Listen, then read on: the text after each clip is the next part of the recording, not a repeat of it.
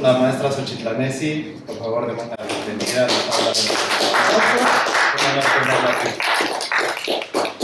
Bueno, pues venimos atentos para la ocasión porque hoy es el año nuevo mexicano, ¿sí?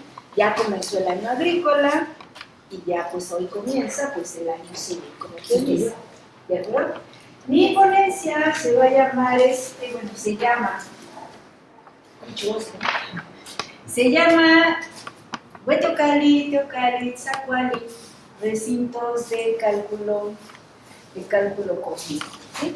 Y hay una razón muy importante para ello. Estos recintos evidentemente tienen esa facultad, tienen la finalidad de servir como instrumentos de cálculo.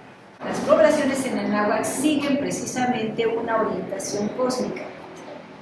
Una población aquí en Anáhuac, no me gusta decirle Mesoamérica, en Anáhuac, y en general en toda Ixachilan tiene un propósito específico para su establecimiento.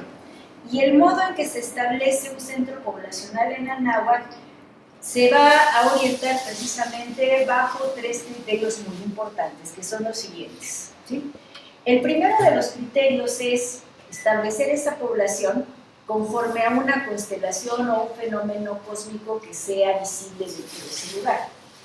Segundo, para armonizar con algún punto energético presente en la Tierra. Recordemos que la Tierra es un ser vivo y por tanto también tiene expresiones hacia el exterior que pueden surgir en forma de un punto energético del cual esté fluyendo energía de manera bastante evidente, o también en el tercer criterio para aprovechar los recursos geográficos y naturales del lugar.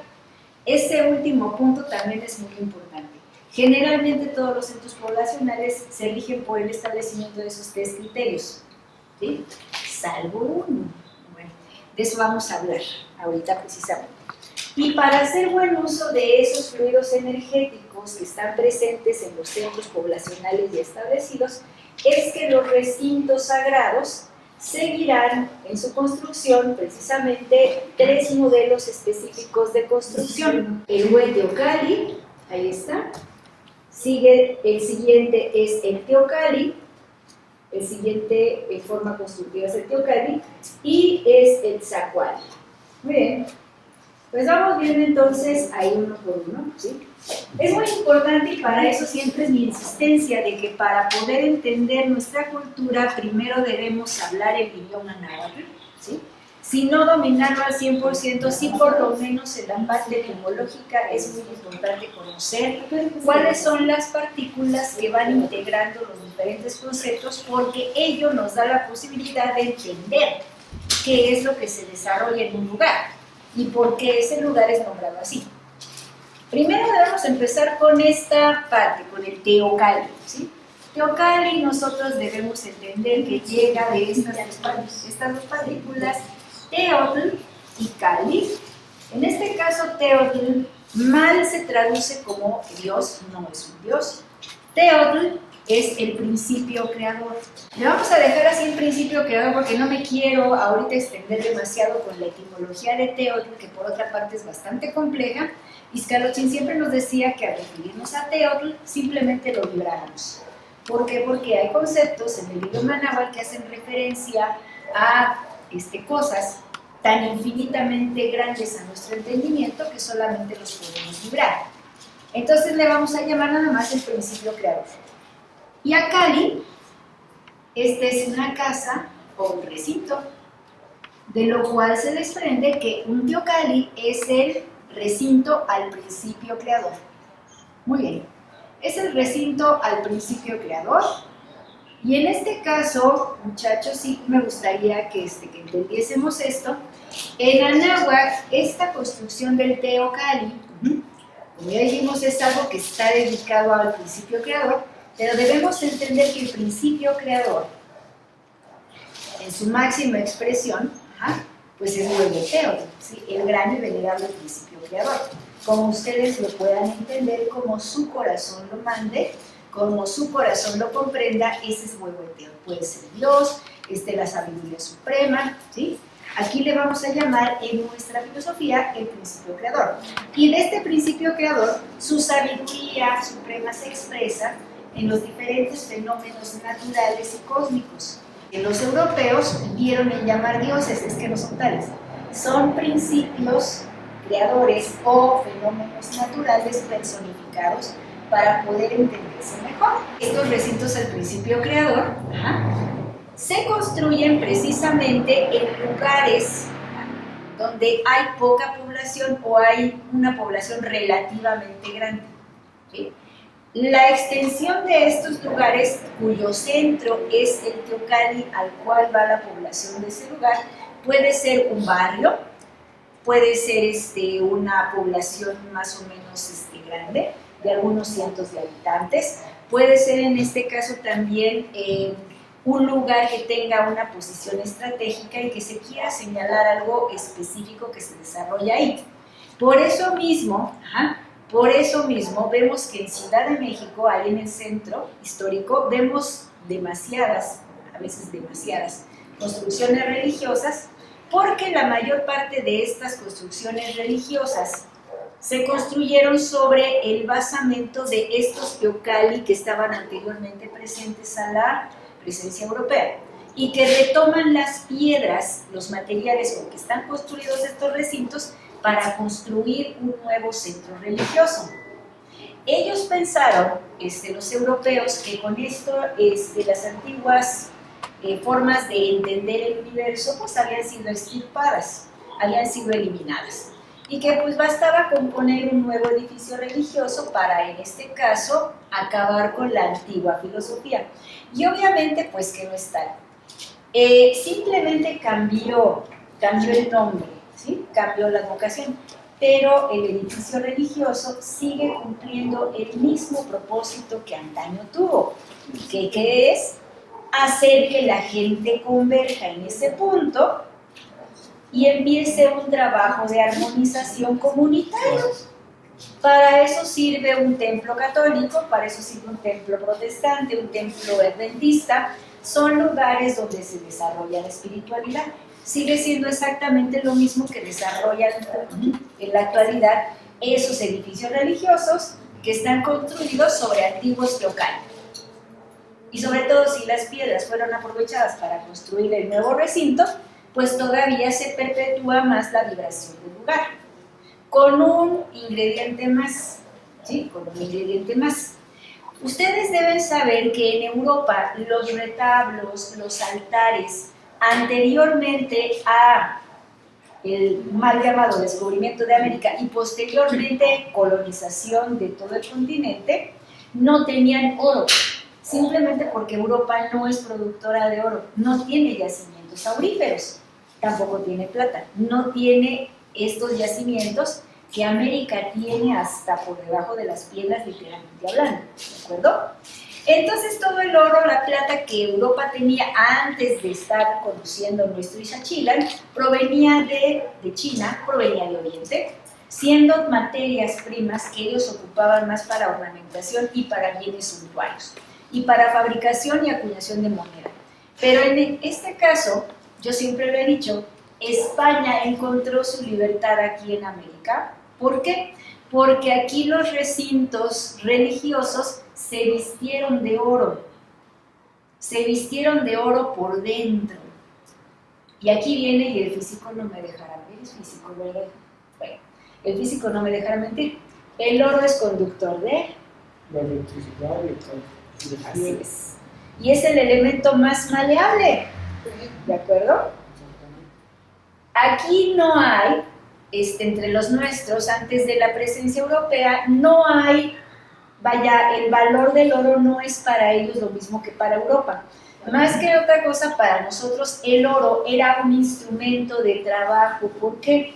Porque al utilizarlo en joyas, en bienes ornamentales y sobre todo en puntos energéticos muy importantes de nuestro cuerpo, el oro actúa como un gran portador de energía. Es por eso que allá en el Tahuantinsuyo, esta leyenda del dorado nos hace referencia a un personaje al cual estaba vestido de oro. ¿De acuerdo? Este personaje en sí no está siendo ofrendado al lago Titicaca, no.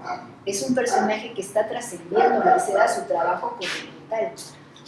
Ahora bien, Acá en Ixachila, en América, los templos se visten de oro por dentro y a veces hasta por fuera. Hay que ver la casa de oro, que es el convento de Santo Domingo, allá en Oaxaca. El oro está por todos lados.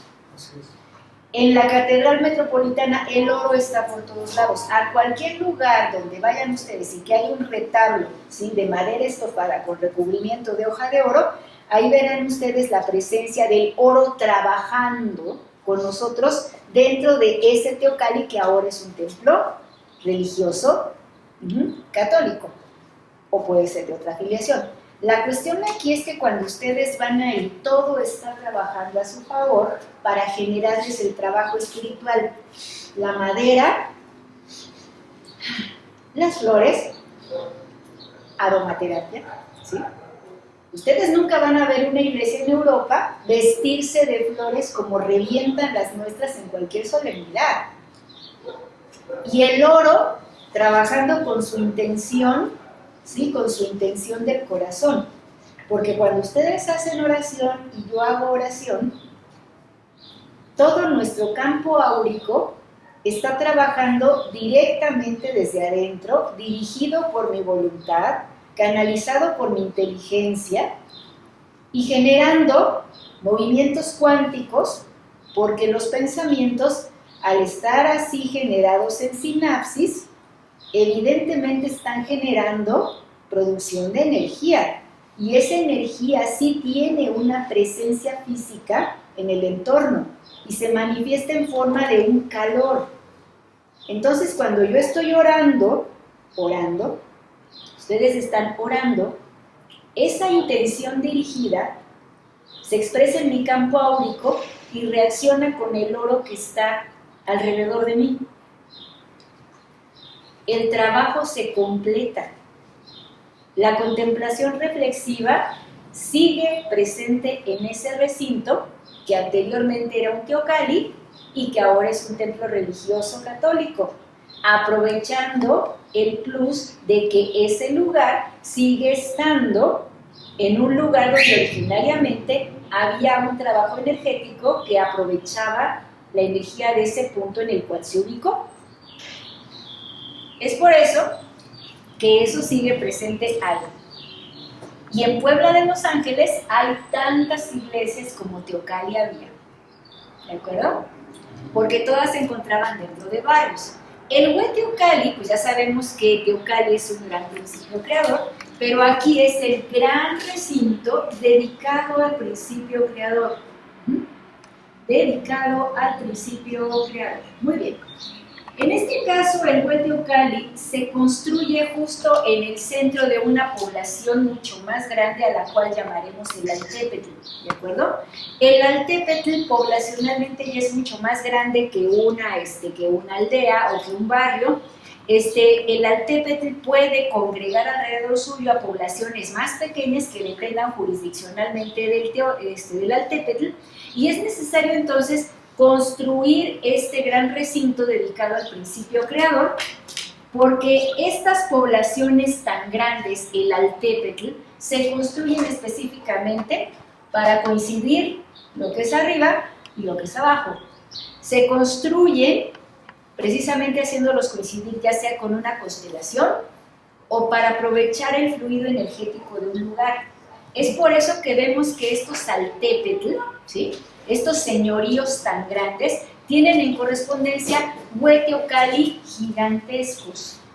El área maya, todas sus zonas arqueológicas, tienen una correspondencia exacta con las constelaciones. Estos Hueteocalli tienen una finalidad principal, no únicamente servir de veneración y congregar a toda la gente alrededor de este Hueteocalli en celebraciones muy específicas, como puede ser un cambio cósmico llamado equinoccio o solsticio o paso cenital.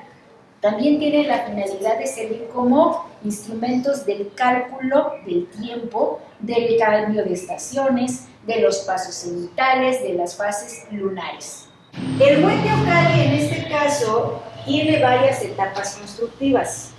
Me dice León Portilla en alguna otra ocasión, Matos Moctezuma, ya le estamos haciendo entrar en razón a Matos Moctezuma, que estas etapas constructivas correspondían precisamente a que cada Huetlactohuani le añadía una capa más, ¿sí?, para demostrar su poderío. Mentira. Miren ustedes, si eso fuera cierto, pues entonces todas las mal llamadas pirámides de aquí de Mesoamérica, pues estarían construidas también bajo ese mismo criterio, pero no. Prácticamente todas las Hueteocalli de todo Ixachilan tienen prácticamente las mismas etapas constructivas. Solo hay que ver nada más la enorme pirámide, no me gusta decirle así, el Hueteocalli de Cholula, de Cholola, es monstruosamente gigantesco. ¿Sí? Dicen, no, es que está construido sobre un cerro.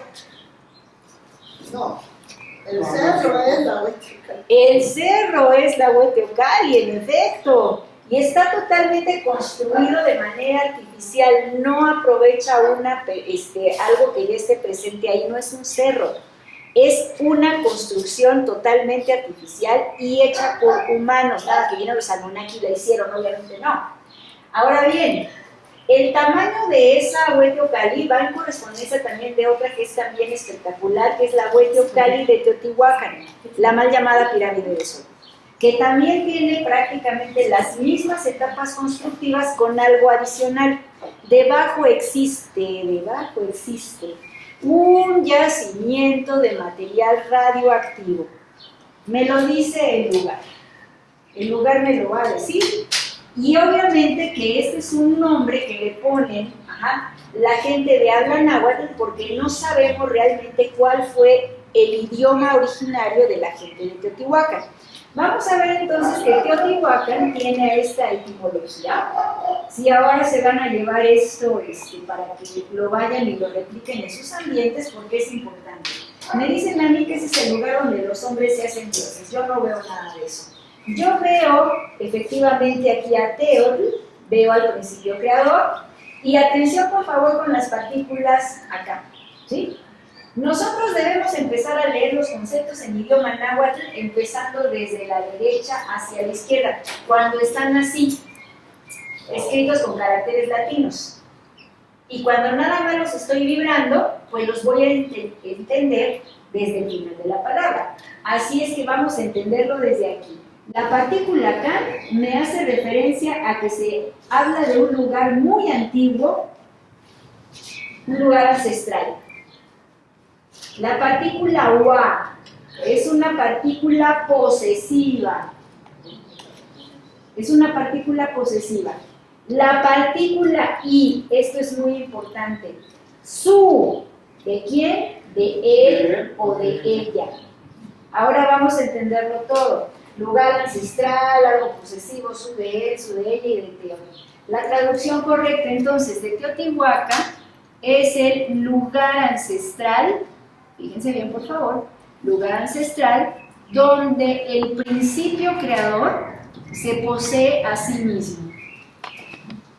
Y eso ya son palabras cósmicas, queridos jóvenes, ¿sí? Porque en este caso nosotros podemos entender a Dios o a Teotl, la sabiduría suprema, hacia su obra, a sus expresiones físicas. Cuando mi parte anahuacana me habla de Teotihuacán, me dice que esa entidad superior infinitamente grande, aquí se posee a sí mismo. Y eso ya es bastante complejo, porque si este Teotl es el origen de todo, en el cual todas las cosas consisten, y a dónde van cuando han trascendido, pues entonces quiere decir que, de acuerdo con nuestra teoría del espejo, también Teotl se refleja en sí mismo. Y así mismo se crea, se piensa, se diseña a sí mismo. Es tan grande la perfección de Teotl que en Teotihuacán se expresa con la posesión de él mismo. Ya son palabras mayores. ¿Por qué le han puesto ese nombre ahí? Por la grandeza de lo que está ahí contenido y que necesita precisamente de un recinto tan grande para poder contenerlo. Debajo de este lugar se encuentra un importante yacimiento de material radioactivo que no ha sido determinado cuál será. Pero lo que sí tenemos ahí es que cuando se va ahí con un contador Geiger, que es lo que cuenta ahí la radioactividad, sí alcanza niveles de radioactividad bastante elevados, de no ser por algo muy importante, que esta construcción tiene algunas capas de mica. ¿Sí? La mica es un aislante del material radioactivo y es un aislante que se tuvo que traer de bastante lejos, porque el único yacimiento de mica está a varios miles de kilómetros de Teotihuacán. Es algo bastante fuerte. Y además hay otro recinto adyacente a este, que es el que está en la Ciudadela o Templo de Quetzalcóatl, que está construido sobre un yacimiento de mercurio. O sea, por todos lados de la zona arqueológica de Teotihuacán encontramos materiales radioactivos. ¿Por qué en este caso dice que el principio creador se posee a sí mismo? Porque en este lugar ha habido presencia precisamente de trabajo genético. Sí, aquí ha habido presencia de trabajo genético. Se sabe que en Teotihuacán, anteriormente también llamado, que nada más si se refiere ya como Tolan-Xicocotitlán también, se hace el trabajo de trabajar la genética, valga la expresión, la modificación del maíz, en lugar, trabajo genético con seres humanos, eso también es una realidad, ¿sí? El estudio del Tonalámatl proviene de aquí también. Tenemos también que la manipulación genética de animales nos da como resultado al perro lobo llamado calupo. ¿Sí? El calupo es descendiente de estos ejemplares que fueron desarrollados aquí, más otras especies modificadas que quedaron plasmadas en los murales de Teotihuacán, que parecen criaturas fantásticas, no son otra cosa más que manipulación genética de ciertas especies. Y eso es una realidad. Muy bien. Entonces, por eso, esta formidable construcción también tiene diversas capas constructivas, ¿sí? Y vamos a referirnos también a otra construcción formidable, que es el famoso castillo ahí en Chichén Itzá. Yo creo que todos lo conocen, y ahí es donde se genera también este fenómeno de luz que conocemos como la bajada de Cuculcán, que este 21 o 22 de marzo, no sé cuándo será la primavera, va a verse allá, ¿sí? Va a verse allá. La gente volvió, como hace muchos siglos, a este recinto para poder aprovechar el fluido energético del lugar. Dicen, es que nos vamos a ir a cargar de energía. Sí. ¿Por qué? Porque en este caso el recinto, por la forma que tiene, ¿sí? Tiene la particularidad de que va a captar lo que está al exterior y simplemente va a hacer esto, en el fluido energético, para distribuirlo hacia toda la población. Por eso cuando la gente dice, me voy a ir a cargar de energía, bueno, yo sonrío en primer lugar, sí, digo ahí. Pero sí, exactamente eso es lo que se hacía antiguamente. Tal vez la gente ahora vaya con una intención bastante rara, pero ¿cómo es la manera en que trabajamos nosotros con el fenómeno cósmico? Con la danza. Con una danza alrededor del recinto, ¿sí? Por eso los recintos sagrados tienen alrededor una gran plaza para permitir la concentración de la gente en estos movimientos de veneración en forma de danza. El rezo en movimiento, le llamaban por allá. Muy bien. Ahora vamos, yo quiero que vayan tomando todos estos elementos para referirme al final a otras construcciones. Y por último, yo quiero hablar del Zacuali, ya para poder pasar al de Tenochtitlan, que me parece que es el más importante de todos estos. El Zacuali viene entonces precisamente de Tzacua, lo que cierra, lo que cierra, lo que impide la entrada, lo confinado, ¿sí? Lo encerrado. Muy bien. Estos Tzacuali generalmente son espacios que son circulares, ¿sí?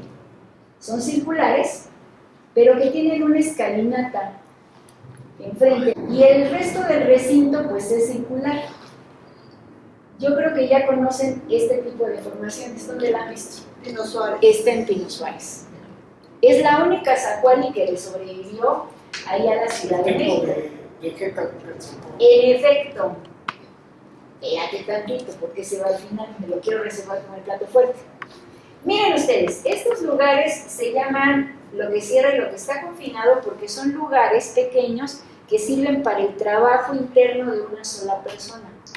Se encuentran ubicados en lugares donde confluyen corrientes de aire. Por eso mismo, estos lugares, decían las abuelitas anteriormente, ¿dónde vives? Pues donde da vuelta el viento, aquí. Quiere decir que es un lugar muy lejano, porque están obviamente delimitando a la ciudad de Tenochtitlan. Estoy hablando ahorita por Tenochtitlan, ¿eh? Estos Zacuali aprovechan esas corrientes de aire para que alguien vaya aquí a hacer trabajo interno en forma de meditación y de ayuno, porque sí es una realidad. Los nuestros también practicaron el Nezahualli, el ayuno, Nezahualcóyotl en ayuno, y pues evidentemente para hacer ese trabajo interno que debió ser muy pesado y controlar y triunfar sobre sus propios cuerpos, habían de pasar varios trabajos aquí, lo cual no era lindo, no era bonito, porque estar confinado en este lugar implica estar a merced de los vientos. ¿Por qué entonces aquí está dedicado a Ejecatl? Obviamente, pues sí, es un lugar de convergencia de aire, pero también el aire, los gases, el oxígeno, son el primer alimento del cerebro. Y es por eso mismo que a Ejecatl siempre lo vamos a ver asociado con Quetzalcóatl, que es la inteligencia. Cuando somos bebés y ya finalmente salimos a respirar, eso es un proceso oxidativo brutal. ¿Por qué? Porque estábamos dentro de un medio acuoso y empezar a ejercitar los pulmones, el chamaco yo creo que siente que se ahoga. Es por eso que Ejecatl, ¿sí?, es tan importante, porque en ese mismo momento el niño, la niña, activa su memoria consciente, porque lo que ha tenido antes en el medio acuoso es memoria ancestral. Es por eso mismo que el cuidado de una mujer cuando está embarazada, y sobre todo el cuidado del bebé, que ya está ahí dentro desde el momento mismo de la concepción, yo sí lo quiero decir, aquí bien claro, la vida para nosotros comienza desde el momento en que ya ha habido la unión de estas células para dar un nuevo ser, pues estamos ahí haciendo converger la memoria ancestral de dos linajes para formar o continuar ese mismo linaje bajo otra expresión.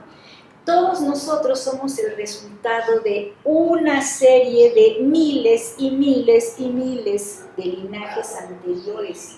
Y es precisamente por eso que el niño tiene que ser cuidado, alimentado desde adentro, con el gas sagrado llamado Ejecatl.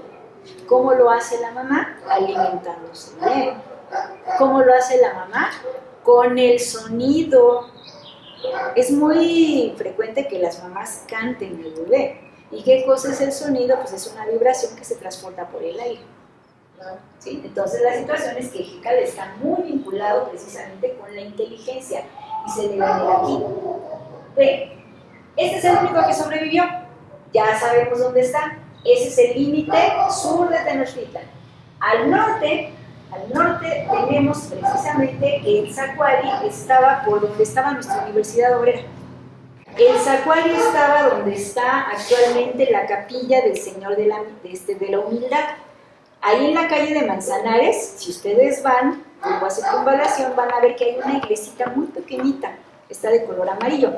Pues esas piedras se aprovecharon para construir ahora esa capillita, donde anteriormente estaba el Zacuali, justo en el mero lugar, y obviamente que está justo sobre una calle, ¿sí?, que en algún momento en la Reforma quisieron quitar, ¿no? ¿Por qué? Pues porque había esta intención de acabar con todo lo que olía a la religión católica, y esa iglesita estaba estorbando la calle, de acuerdo con la visión de la Nueva Reforma. La cuestión aquí es que la gente se aferró a que se quedara ahí, y actualmente ya la tenemos ahí para recordarnos que ahí estaba el otro Zacuali. Y en el siguiente punto cardinal, el Zacuali se encontraba más o menos por donde está la torre latinoamericana. Esos eran los límites de Tenochtitlan, ¿sí? Y era para hacer trabajo interior, una sola persona. Muy bien. También el Zacuali tiene etapas constructivas, porque si ustedes se fijan en la Zacuali que está ahí en Pino Suárez, tiene etapas constructivas también. Y si ven ustedes que sobre esa construcción hay otra debajo, y debajo de esa otra hay más. El zacuali también tiene que ir creciendo. Dicen, entonces pues ya no entiendo nada, pues que toda la ciudad tenía que ir creciendo así. Sí. Y por la razón que ahora vamos a ver, por eso me quedé con Tenochtitlan hasta el final.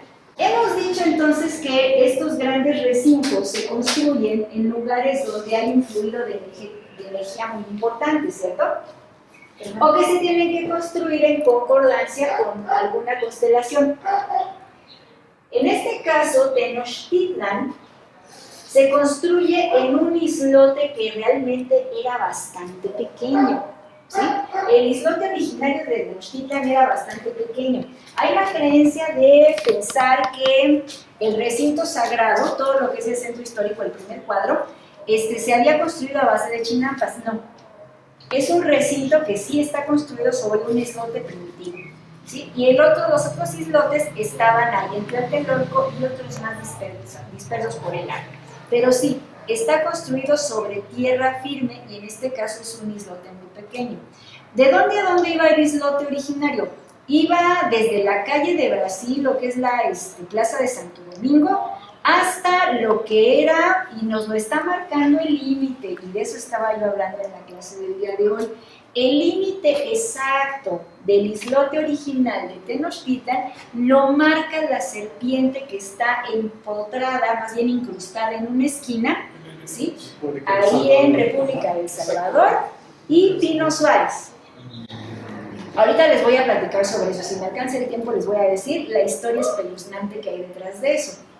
El Huehuetlacali de Tenochtitlan, los que ya hayan estado por ahí sabrán que tiene hasta abajo una construcción bajita, ¿no?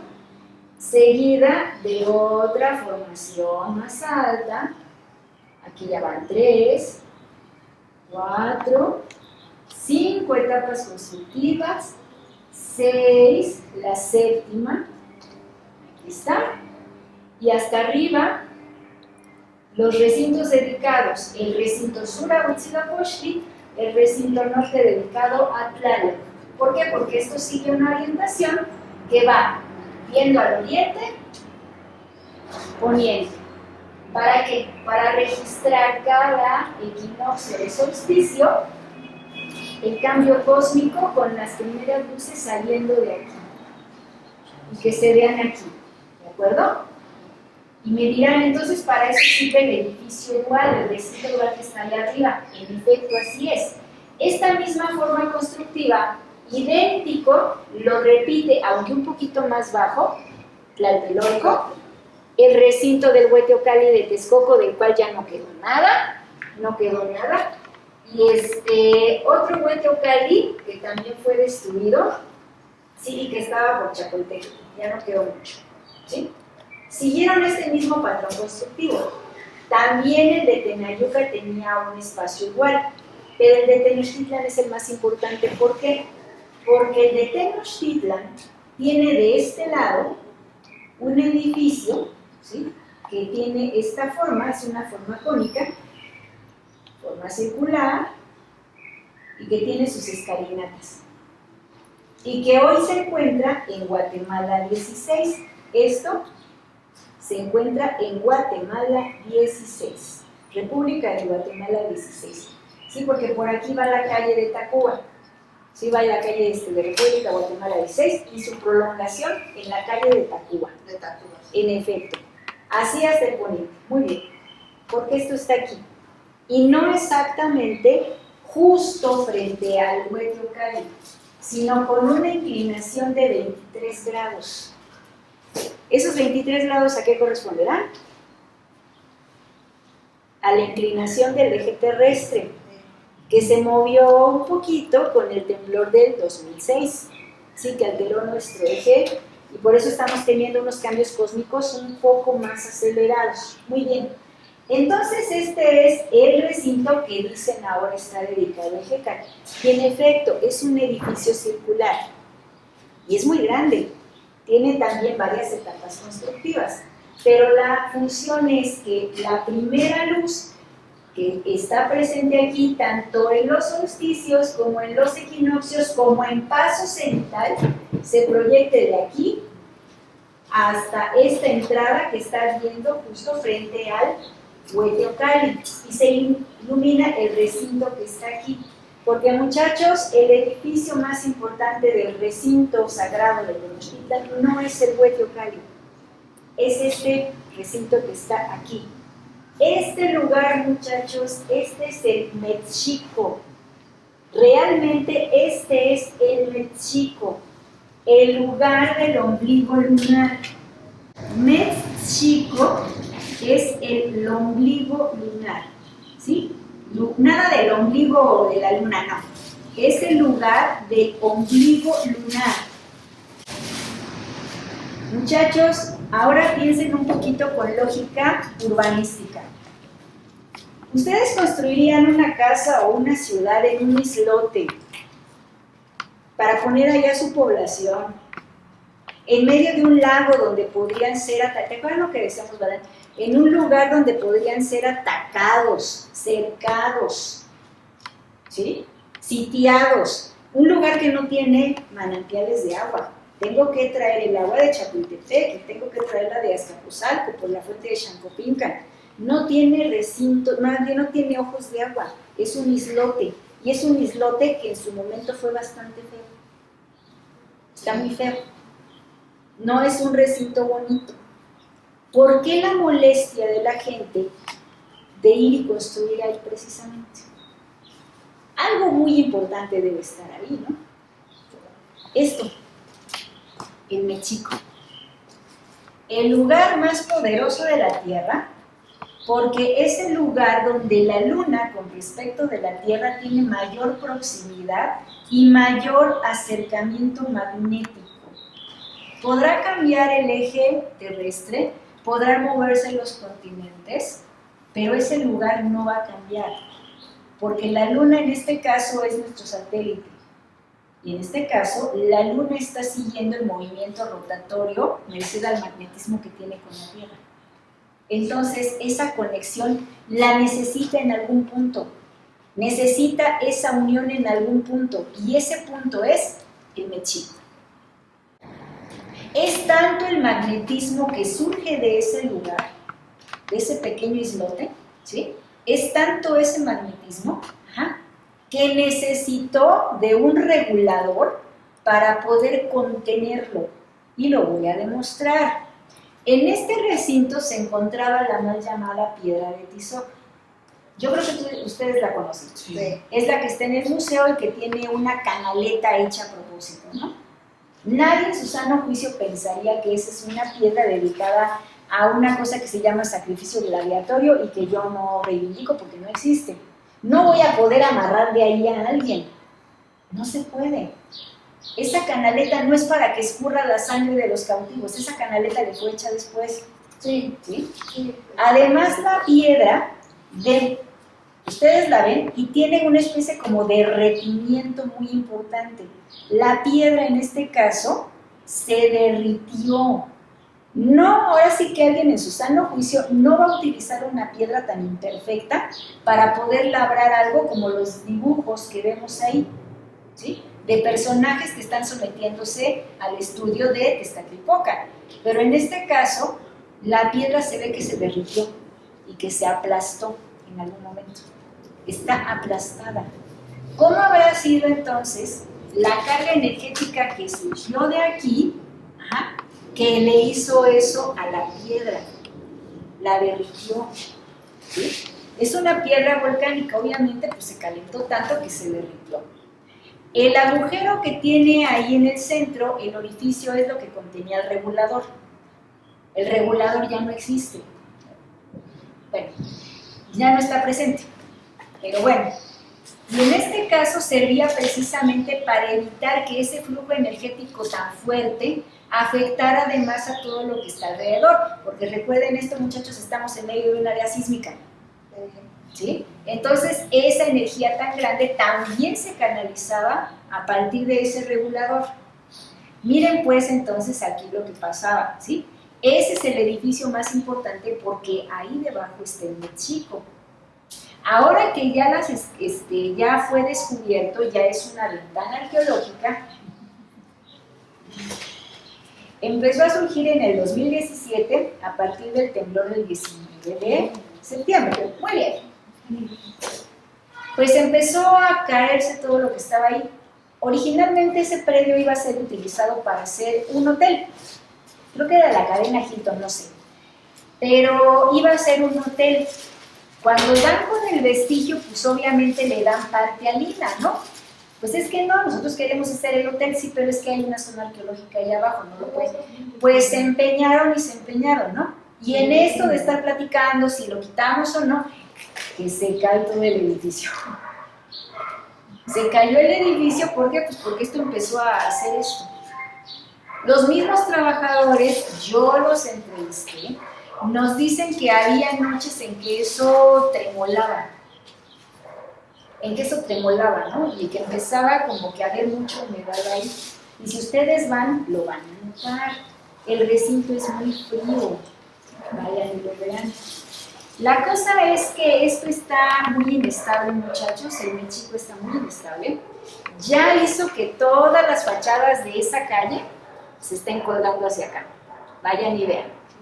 Ya esa calle fue cerrada al tráfico de los carros. Ya no pueden circular por ahí. Ya es muy peligroso que hagan el tráfico los carros. ¿Por qué? Porque el asfalto, bueno, ni siquiera es asfalto, es un empedrado, está así. ¿Sí? Se dañan los carros. La vuelta que tienen que dar el metro, porque ya ves que ahí da de Allende hacia el Zócalo, la estación Zócalo, da vuelta. Antes la hacíamos así, ¿no? La sentías así, ahora la sientes así. La catedral se está desprendiendo. ¿Sí? Hace como, sí, el 14 de febrero precisamente, una parte del Sagrario Metropolitano se derrumbó. Se está cayendo el recinto. ¿Sí? Y obviamente es por la acción de ese punto energético tan importante que es el Mexico. Ahora bien, chicos, obviamente no hay glifos del Mexico, no hay representación del glifo del Mexico, pero sí hay representación de Tenochtitlan. ¿Por qué? Porque nosotros tenemos los dos elementos, el nopal es solar y el maguey es lunar. Nosotros por un lado vemos salir al sol y por otra parte nuestra vibración lunar está reaccionando para armonizar. Por eso vemos que Tenochtitlan en este caso está fundada sobre un recinto, sobre un lugar que evidentemente y por la lógica que ustedes quieran no sería bueno construir. Pero ¿quiénes son los únicos que tienen ese conocimiento para poder trabajar con eso tan poderoso? Los anahuaca, azteca, mexica, chachilanca, tolteca, teotihuacanos. Todos ellos son herederos de esa gran tradición que les hace saber cómo trabajar con ese lugar. Por eso es tan importante ese sitio. Y por eso es que este recinto está creciendo para poder adecuar el movimiento de la Tierra, su registro en movimiento con respecto del Sol. Y para llegar a eso, tuvieron que pasar no cientos, sino miles de años. 200 años no me son suficientes para construir una ciudad, ¿de acuerdo? Eso es más antiguo de lo que se pensaba. Y es por eso precisamente que ellos retornan desde Aztlan-Chicomostoc a esto que ya realmente estaba ocupado. Y me dirán por allá, oye, espérate, Nancy, ¿cómo me estás queriendo decir que Tenochtitlan ya estaba ahí presente? Sí. Me lo está diciendo la evidencia del propio edificio, ¿de acuerdo? Entonces, ¿qué pasa ahí? El lago me da la respuesta. Esto en algún momento tiene que también reposar o tiene que expresarse con mayor intensidad, pero está en medio de un lago y los lagos también crecen. Las lluvias a veces son más intensas y el gran acierto de los anahuacanos fue vivir en armonía con el lago y no forzar al lago a hacer lo que nosotros queríamos. Así que cuando el lago aumentó su nivel a grado tal que ya no fue posible habitar la ciudad, ellos se retiran. Y regresan cuando, por observación matemática, ya podemos volver y de esta manera volver a habitar esto que ya estaba ahí. Por estar debajo del agua, ¿sí? Pues se había defenestrado la ciudad. Y esto no quiere decir que no hubiera gente alrededor de las riberas del lago, ya hay centros poblacionales ahí más grandes. Pero ¿por qué no ocupar este sitio? Pues porque está anegado de tal manera. Ellos regresan cuando pues ya es susceptible de poderse volver a habitar. Nada más que eso ya pertenecía a la Tepanecayotl. Y la historia que hay en torno a ello, pues ustedes ya la conocen, ¿sí? Es por eso que este es el recinto más importante. Y termino ya mi exposición con otro dato que precisamente me avala todo esto que hemos dicho acá, que son instrumentos de medición astronómica, con algo que a lo mejor les va a espeluznar, pero que es cierto, ¿no? Fíjense bien, por favor. Miren ustedes, ¿dónde dijimos que hay una Xicoatl incrustada en la esquina? En el Museo de la Ciudad de México. Bien. Salvador. En Pino Suárez. ¿Qué carambas hace una cabeza de serpiente ahí? ¿Qué hace ahí? Y sobre todo, esta es una obra de Francisco de Guerrero y Torres, que era un arquitecto, si es que no me equivoco, de Guerrero y Torres, que era un arquitecto que estaba de moda en aquellos años y que pues bueno, ¿cómo iba a comprometer su prestigio poniendo esa cosa ahí? No me cuadran las cosas, ¿qué? O sea, en su momento mucha gente lo criticó porque dice, oye, es que ¿por qué pones eso tan feo ahí? ¿Para qué lo pones ahí? Bueno, él se aferra y lo deja ahí, ¿sí? Como un elemento arquitectónico más. Recuerden que en la época en que se construyó este recinto, esta casa, está muy presente ya el interés por recuperar algunos elementos que eran de las culturas antiguas. Se recuperó la Coatlicue, se le puso ahí en la antigua universidad, fue también cuando salió a la luz el Huetonalmaxiotl, el mal llamado calendario azteca. Pero ¿qué hace ahí esa serpiente? Fíjense bien, por favor, ¿eh? Aquí está el Museo de la Ciudad de México y aquí está la Xiucoatl, ¿no? Bueno, la voy a poner así. Aquí está la Xiucoatl, justo en la esquina. Aquí tengo, ¿qué tengo aquí? Esta es una plaza comercial. Sí. Muy bien, ahí está una plaza comercial, ignoro qué había antes por ahí. Aquí, enfrente, justo aquí enfrente, ¿qué tenemos? La iglesia la iglesia de Jesús. Aquí está el complejo Jesús Nazareno. Sí, Nazareno. Y ahí Está el hospital, está la es correcto. Y además la tumba de Cortés. Ahí anda Cortés, pobrecito. Muy bien.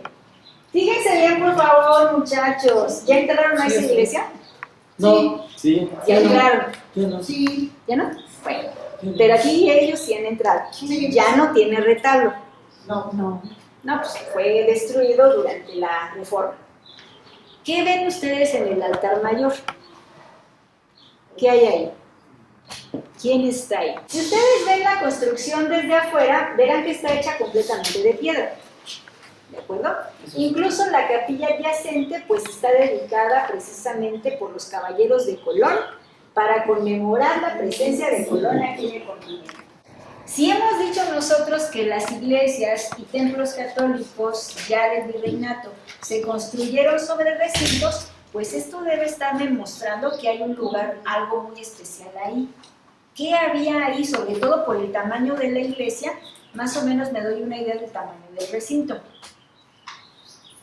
Aquí se veneraba, precisamente, no, aquí es un recinto dedicado a Huitzilopochtli, ¿sí? Aquí está Huitzilopochtli, porque allá es el norte, hacia acá tengo el norte, ¿sí? Así es el norte, y para acá tengo el sur, este es el sur, ¿sí?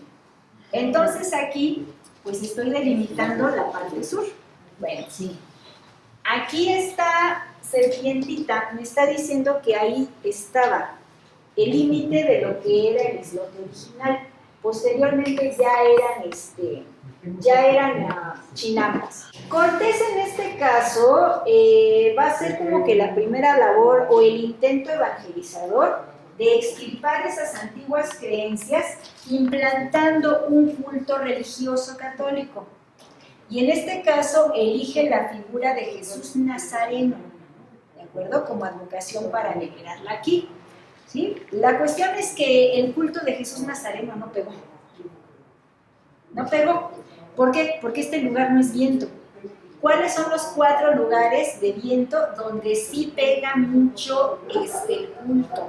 Al norte, la Basílica de Guadalupe con Tonantzin. Al sur se encontraba el Señor de Chalma, que todavía es visitado. Allá al oriente, el Señor de Sacromonte. Y de este lado del poniente está Nuestra Señora de los Remedios Mayagüe. Siguen siendo lugares de peregrinación, pero este no. Durante el virreinato, la Ciudad de México, y hasta el momento así es, no tiene un culto religioso en torno a algún santo en particular. Pero sigue habiendo la Virgen de Guadalupe, sigue habiendo el Señor de Chalma, la Señora de los Remedios, el Señor de Sacromonte como lugares de peregrinación, a donde la gente va. ¿Por qué entonces aquí en la Ciudad de México no? Pues porque no hay un culto religioso como tal. Así que sea tan fuerte que aglutine a la gente. Hay lugares donde se venera a los recintos, a los principios creadores, en este caso la Facultad de Huitzilopochtli. Pero ahora fíjense por favor aquí, Huitzilopochtli, ¿a quién celebramos en solsticio de invierno? A Huitzilopochtli. A Huitzilopochtli Pixitegulli, ¿no? Sí. Mucha atención a esto, por favor, muchachos. Por eso les quería yo preguntar si ya habían entrado a la iglesia de Jesús Nazareno. Ahí hay una virgen enorme, ¿sí? Que está alada, tiene alas. Esa virgen abajo tiene una serpiente que está así que encima de la luna. La serpiente está enroscada en la luna y tiene un bebé. Digo, véanla bien y verán que esto es cierto. Esta virgen, ¿por qué está así? Porque esa es la mujer del Apocalipsis. Mira, ya me estoy poniendo chinita. Es la mujer del Apocalipsis, ¿sí? Que en el Apocalipsis nos están diciendo, ¿sí? Nos están diciendo que, fíjense bien por favor, una mujer, y vi una gran señal en el cielo, una mujer vestida de sol, ¿sí? Y con la luna bajo sus pies, estaba con los dolores de parto, ¿de acuerdo? Muchachos, esa representación de la Virgen alada, de la mujer del Apocalipsis, es la única que existe en el mundo. No hay otra Virgen así. No la hay. No la hay porque esa es una obra de los nuestros. Y de hecho esa Virgen está ahí presente por una razón muy importante. Aquí está el templo, ¿no? Aquí está el templo. Aquí está. ¿Ves? Voy a trazar esto.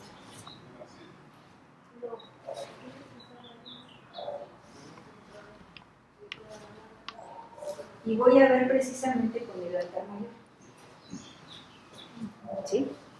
Lo que los nuestros, y por eso se empeñaron muchísimo en conservar esa imagen, aún después de la destrucción del retablo anterior, es dejar ese mensaje ahí, de que tenía que llegar un momento en que este recinto que estaba dedicado a Huitzilopochtli coincidiera con una alineación cósmica que se da únicamente cada determinado tiempo de miles de años. ¿De acuerdo? Esa alineación, si ustedes lo pueden googlear, porque Martita ya lo vio, siempre se los estoy repitiendo ahí en clase, ocurrió el 23 de septiembre del año 2017. ¿Sí? El 23 de septiembre del año 2017, la constelación de Virgo, la Virgen, tuvo al sol, aparentemente detrás de ella, mujer vestida de sol, y con la luna bajo sus pies. La constelación de Virgo tenía a la luna bajo sus pies, y de su vientre estaba naciendo una estrella de la constelación de Leo. Vean, por favor, esa alineación que ocurrió en ese día, 23 de septiembre de 2017.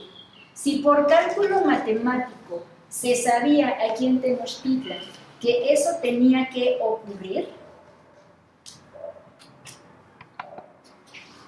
el advenimiento de Huitzilopochtli, pues teníamos que dedicarle entonces, ¿no?, un recinto en el cual fuera exactamente el lugar preciso donde esa constelación se vería en la noche de este día. Ese lugar está construido sobre el lugar preciso donde el 23 de septiembre de 2017 esa alineación cósmica coincidió precisamente con este lugar. Por eso la insistencia de dejar ahí esa imagen de la mujer vestida de sol, la Virgen alada, porque tiene alas, es la mujer del Apocalipsis, ¿de acuerdo? Y esto precisamente también tiene cierta alineación con el Tepeyac, ¿sí? Aunque no he hecho el cálculo exacto, tiene una cuadratura muy interesante con respecto del Tepeyac, porque en el Tepeyac también vemos en el ayate de Juan Diego, Cuauhtlactohuac, que ese es otro tema aparte, ¿sí? Vemos a esa misma mujer vestida de sol, que gime con los dolores de parto y que tiene la luna bajo sus pies. ¿Qué es lo que nos está dando a entender? Para el judeocristianismo es el venimiento de Cristo, la segunda venida de Cristo. Para nosotros es simplemente el cambio de la conciencia universal. ¿Por qué? Porque en este momento, 23 de septiembre de 2017, precedido de un temblor muy fuerte aquí en Ciudad de México, es cuando se abre precisamente la conciencia y empieza a reaccionar el mexico y a quitarse de encima todo lo que lo está cubriendo. Ahí fue precisamente ese día anunciado por otro que también fue muy grande, que nos dijo Totonal ye Oxepa Tlahuia. Fíjense bien, hasta que nuestro sol nos vuelve a alumbrar, dijo el Huitlacatecuhtli Cuauhtémoc. Y no es Totonal ye Oxepa Tlahuia, nuestro sol ya nos vuelve a alumbrar. Cuauhtémoc lo que estaba diciendo no era un mensaje de esperanza, ni de aliento, ni de motivación para su pueblo. Le mandó guardar silencio hasta que el sol volviera a alumbrar. Oye, ¿pero que el sol no sale todos los días? Sí, chiquito, pero ¿sabes qué? Que no sale así. Durante miles de años estuvimos esperando esa alineación cósmica, ¿de acuerdo? Francisco de Guerrero y Torres conocía de todo esto, no era una persona carente de conocimiento. De hecho, él abreva el conocimiento de antiguas tradiciones que todavía pervivían por ahí y nos dejó ese mensaje aquí. Nos lo dejó aquí para mostrarnos que ese recinto estaba dedicado única y exclusivamente a esto. ¿Verdad? Eso que el judeocristianismo también ya había visto, lo plasmó en el Apocalipsis, nosotros ya teníamos conciencia de ello también y esperábamos largamente esa alineación cósmica. Y fue precisamente que a nosotros nos tocó verla ahí, ese 23 de septiembre de 2017. El cambio de conciencia empezó a llegar 2 años después. Aquí mismo donde se dio la contención del Huitlacatecuhtli Moctezuma con las huestes mandadas por Cortés, 500 años después le damos un nuevo giro a la conciencia y en vez de la confrontación estrechamos manos, dimos abrazo. No se puede olvidar lo que ya pasó, pero sí decidimos en este caso que no nos frenaría más en nuestra evolución espiritual. Porque ser mexica es vivir siempre en equilibrio. Y estar en equilibrio es estar en nuestro ombligo, estar en nuestro centro. Y la violencia no nos puede en este caso arrebatar ese equilibrio. Los rencores antiguos no pueden en este caso tampoco alterar mi conciencia y mucho menos frenar mi evolución. Huitlacatecuhtli Moctezuma con todo su poderío pudo en algún momento matar a Cortés, pero le tiende la mano y desgraciadamente Cortés eso lo desaprovechó y actuó con otra intención. 500 años después nosotros no vamos a frenar nuestro crecimiento espiritual por la confrontación y la violencia. Damos un abrazo, no se olvida lo que pasó, pero seguimos adelante. ¿Por qué? Porque Totona Yoxepatlahuia, nuestro sol, ya nos volvió a alumbrar. Tlazocamática Noshti.